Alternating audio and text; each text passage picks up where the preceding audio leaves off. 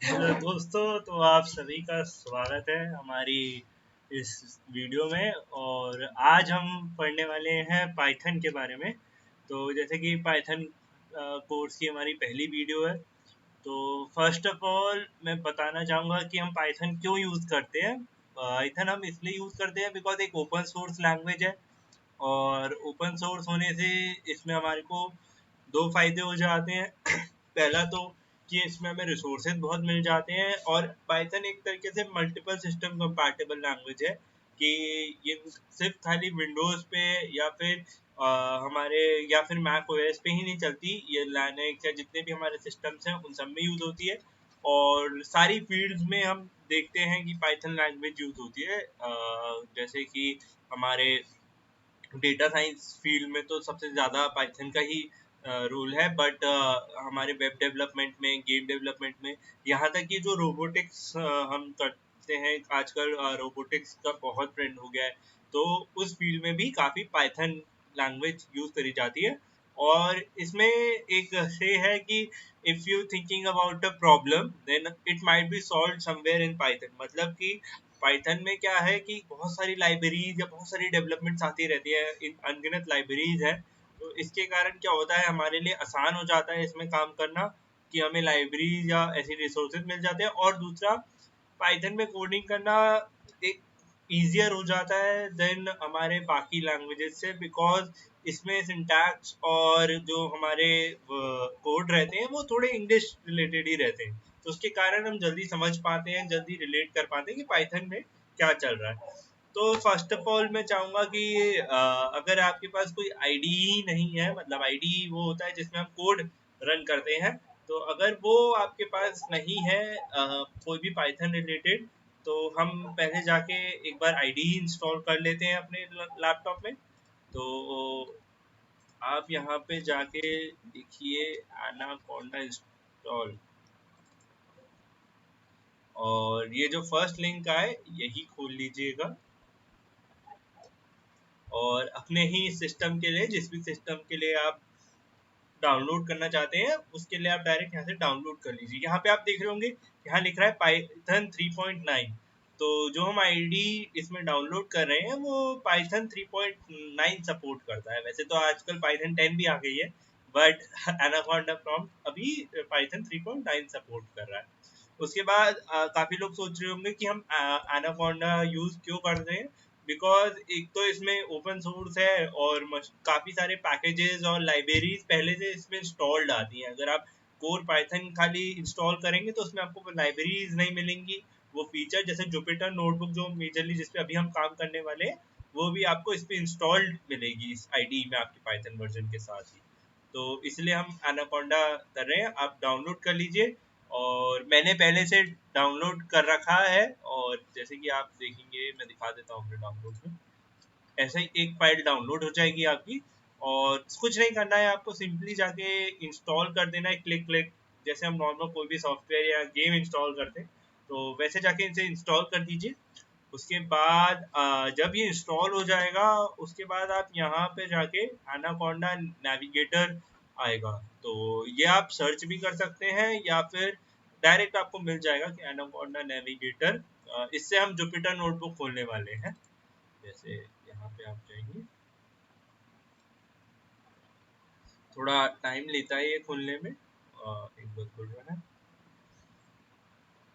और तब तक, जब तक ये खुल रहा है, तब तक मैं आपको ये भी बता देता हूँ कि पाइथन से है ही क्यों हम इस चैनल पे करने वाले हैं। बिकॉज मेरा इस चैनल का मेन पर्पस आप सबको सिखाना और खुद भी सीखना है, कि मैं साथ साथ पढ़ाते पढ़ाते सीख जाऊं। बिकॉज मेजरली कहा जाता है कि अगर आप किसी चीज़ को एक बार पढ़ लेते हैं तो वो एक स्ट्रॉन्ग बेस बन जाती है, बट अगर आप वो किसी को पढ़ा देते हैं तो वो एक बहुत ही स्ट्रॉन्ग बेस बन जाती है, with cemented and properly design.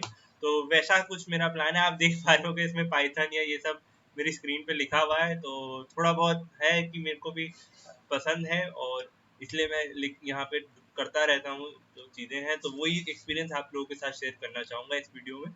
और अभी डिस्टेंस ऑलरेडी रनिंग, ओके, शायद नेविगेटर खुला हुआ है। ओके, तो यहाँ नेविगेटर खोलने के बाद आप देख सकते हैं इसमें बहुत सारे ऐप्स और बहुत सारी चीज़ें आ रही हैं। तो ये सब के बारे में हम धीरे धीरे जानेंगे अगले आने वाली वीडियोस में।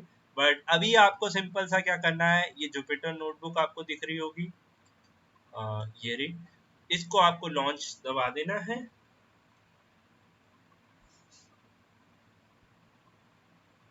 और ये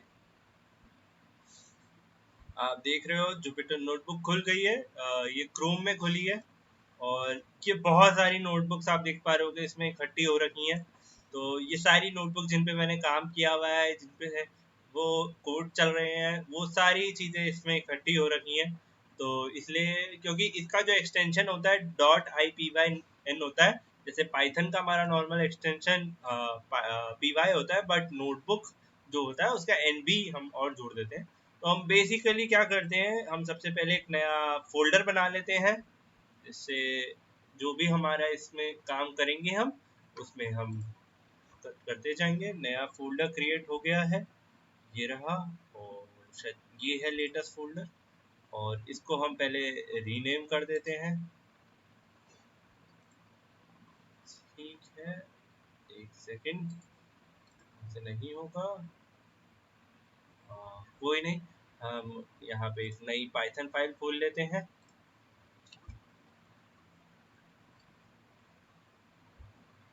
अच्छा, तो जैसे कि आप देख रहे हो, इसमें यहाँ पे हम इसका नाम चेंज नहीं कर पा रहे बिकॉज हमने उसको पीछे से चेंज नहीं करा, बट कोई नहीं, अभी हम इसको यही रहने देते हैं, हम आगे उसे बदल लेंगे। बट अभी जो हमने ये नोटबुक खोली, इसमें आप देख रहे हैं अनटाइटल करके एक नई नोटबुक खुल गई है। तो अब हम नोटबुक पे चलते हैं डायरेक्ट। तो अनटाइटल्ड की जगह हम इसको कर देते हैं क्लास 1। ठीक है, और ये रीनेम हो गई है। उसके बाद अब हम क्या करने वाले हैं, बाकी कोडिंग लैंग्वेज की तरह क्या हेलो वर्ल्ड लिखने वाले हैं? तो देखते हैं, चलिए। अगर हमें पाइथन में अगर कुछ प्रिंट करवाना है तो हम लिखते हैं कॉमर्स हेलो वर्ल्ड, आ गया हेलो वर्ल्ड। तो इसका भी एक कहना है कि अगर कुछ नया चीज हमने एक तरीके से एक नए प्रोग्राम को या नए आईडी को जन्म दिया है, मतलब मान सकते हो आप टेक्निकल लैंग्वेजेस में कि टेक में आपने किसी चीज को जन्म दिया है, तो इस तरह से हमने उसे हेलो वर्ल्ड करा। तो ये हमारा पहला पाइथन कोड रन हो गया, हेलो वर्ल्ड, अगर हमें स्टेटमेंट रन करनी है। तो अब बेसिकली हम देखते हैं कि हमारे पास इसमें क्या क्या फीचर आ जाते हैं। जैसे फाइल्स में आप जाएंगे तो आप अगर नई नोटबुक खोलना चाहते हैं या फिर कोई पुरानी एग्जिस्टिंग नोटबुक या इसे डाउनलोड भी करना चाहते हैं एज अ पीडीएफ, या बहुत सारे एक्सटेंशन होते हैं, उसके हिसाब से आप उसे डाउनलोड कर सकते हैं। बट आप सोच रहे हो हम जुपिटर नोटबुक पे ही क्यों काम कर रहे हैं, कोई आईडी दूसरी आईडी।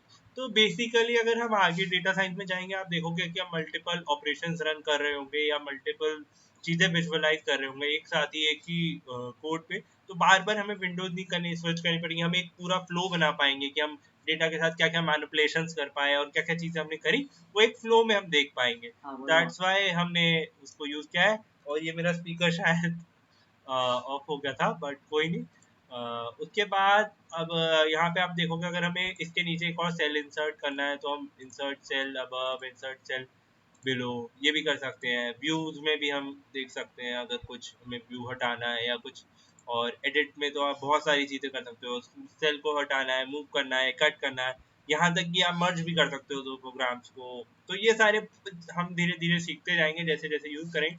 कर्नल बहुत इंपॉर्टेंट चीज़ हो जाती है, बिकॉज कर्नल जो होता है, जो कंपाइलर होता है एक तरीके से, वो ही होता है हमारा कर्नल। जब तक यहाँ पे ये ट्रस्टेड लिख के आ रहा है, मतलब हमारे कर्नल से कनेक्टेड है। और अगर ये मतलब अभी यहाँ पे आप देख रहे होगे आईपी कर्नल ऐसे, तो मतलब हमारे कर्नल जहाँ पे कंपाइल करेगा हमारा कर्नल वो है। और इंसर्ट सेल और ये सब तो आपने देख लिया। फिर ये शॉर्टकट्स भी हैं, save check point, insert cell below, cut copy. उसके बाद हम देख रहे हैं ये पेस्ट है, रन है। अब रन के लिए आप सिंपल से यहाँ पे भी जाके रन कर सकते हो जो भी सिलेक्टेड है, या फिर आप सिंपल सा शिफ्ट एंटर दबा के भी रन कर सकते हो। अगर मैं कोई नंबर टाइप कर दूं 3 तो वो डायरेक्ट आउटपुट में से 3 आ जाएगा। तो ये सिंपल सा है। अगर मैं यहाँ पे एक सिंपल सा मैथ्स का ऑपरेशन लिख दूं 2 + 3, ये भी 8 आ गया। अब आप देख रहे होगे यहाँ पे 3 2 1 ये लिख के आ रहा है। तो मतलब ये कौन सी एग्जीक्यूशन थी वो बताता है हमें कि हमने थर्ड टाइम जब रन करा कर्नल में तो ये उस टाइम एग्जीक्यूट हो गया। अगर मैं इसे दोबारा रन कर दूंगा तो है नंबर 4 हो जाएगा, और मैं दोबारा पीछे वाले को कर दूंगा तो उसका नंबर 5 हो जाएगा। तो वो एग्जीक्यूशन हमें दिखाता रहता है। और ये सब ही है कि हम नोटबुक को स्ट्रेट कर सकते हैं, या बहुत सारी ऑप्शंस आते हैं। अब हम बात कर लेते हैं कि मार्कडाउन क्या होता है, हेडिंग क्या होती है। तो ये चीज़ें जैसे कि अगर आपको कोड को और ब्यूटीफाई करना है, तो अगर मेरे को हेडिंग देनी है तो ये सिंपल सा है कि Jupyter no longer special. Okay, तो ये जैसे हमने यहाँ पे हेडिंग डालनी है कि मेरा क्लास 1 था, स्टार्ट करनी है, तो ये एक हेडिंग आ गई। अब मुझे इस हेडिंग को ही अगर एडिट करना है तो मैं यहाँ से एडिट कर सकता हूँ। जितने हैश में और लगाता जाऊँगा उतनी उसकी साइज छोटी होती जाएगी। और यही नहीं जैसे हमें अगर कोड में कुछ कमेंट डाउन करना होता है, अगर कोड सेल में, तब भी हम हैश का ही इस्तेमाल करते हैं। ये जैसे हमने कमेंट आउट कर दिया, तो अगर हम रन करेंगे तो वो रन नहीं होगा, बिकॉज ये हमने कमेंट आउट कर दिया। ये सीखते जाएंगे हम धीरे धीरे। तो आज की इस वीडियो में अभी हमने आईडी इंस्टॉल करी, और बेसिकली हम जुपिटर बेसिक समझे। आगे हम डेटा टाइप समझेंगे और पाइथन के बारे में। अगर पाइथन की जो फिलॉसफी थी पाइथन के फाउंडर की, तो उनकी फिलॉसफी ये थी कि सिंपल और अच्छे। तो अगर हमें आपको फिलॉसफी जाननी है पाइथन की, तो आप सिंपल सा ये कोड अपने में करिएगा, इम्पोर्ट दिस। और ये जेन फिलॉसफी जो टिम पीटर्स थे हमारे पाइथन के फाउंडर, उनकी ये फिलॉसफी है। अगर आप पढ़ना चाहें तो पढ़ सकते हैं। तो इस फिलॉसफी के हिसाब से कि हम कितने सिंपल चीज़ों से उसे बनाएं और इजी हो जाए हमारे लिए, बेसिकली उनका आइडिया ये था। तो काफ़ी पुरानी लैंग्वेज है और काफ़ी टाइम से चली आ रही है। ये नहीं जैसे कि बहुत सारी चीज़ें इसमें नई आती रहती हैं डे बाय डे, मतलब हर रोज़ कोई ना कोई डेवलपमेंट या लाइब्रेरी आती है, बट इसमें नई नई चीज़ें हैं। तो नेक्स्ट वीडियो में आपसे मिलते हैं और हम डेटा टाइप्स के बारे में जानेंगे और डीपली। सो अगर वीडियो पसंद आई हो तो लाइक करें, शेयर करें और सब्सक्राइब करें।